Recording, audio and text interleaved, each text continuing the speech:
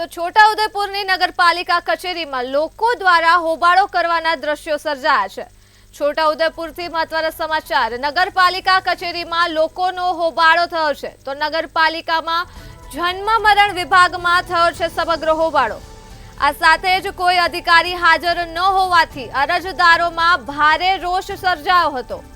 તો અરજદારોએ સવારથી લાઈન લગાવી હતી ત્યારે કોઈ અધિકારી હાજર ન હોવાથી અરજદારોમાં રોષ જોવા મળ્યો છે। નગરપાલિકામાં જન્મ મરણ વિભાગમાં થયો છે હોબાળો। ઉદયપુરથી મહત્વના સમાચાર। ઉદયપુરની નગરપાલિકા કચેરીમાં લોકોએ હોબાળો કર્યો છે। નગરપાલિકામાં જન્મ મરણ વિભાગમાં હોબાળો થયો છે। હોબાળાનું કારણ કોઈ અધિકારી હાજર ન હોય ત્યારે અરજદારોમાં રોષ જોવા મળી રહ્યો છે। તો અરજદારોએ સવારથી જ લાઈન લગાવી હતી ત્યારે કોઈ અધિકારી હાજર ન હોવાથી લોકોમાં રોષ જોવા મળ્યો છે।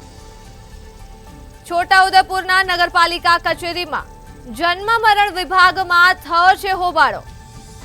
હાલ મહત્વના સમાચાર છોટાઉદેપુરથી આવી રહ્યા છે। છોટાઉદેપુરના નગરપાલિકા કચેરીમાં લોકોનો હોબાળો સર્જાયો છે।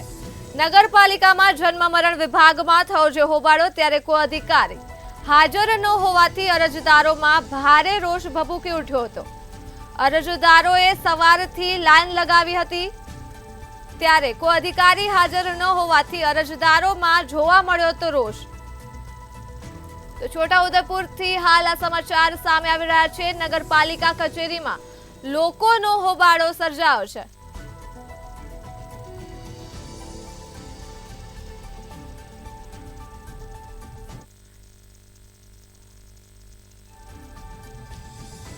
તો આ મુદ્દે જ આપણી સાથે સંવાદદાતા સલમાન જોડાઈ ચૂક્યા છે। જી, છોટાઉદેપુર નગરપાલિકા કચેરીમાં લોકોનો હોબાળો સામે આવી રહ્યો છે, શું છે વધુ વિગત?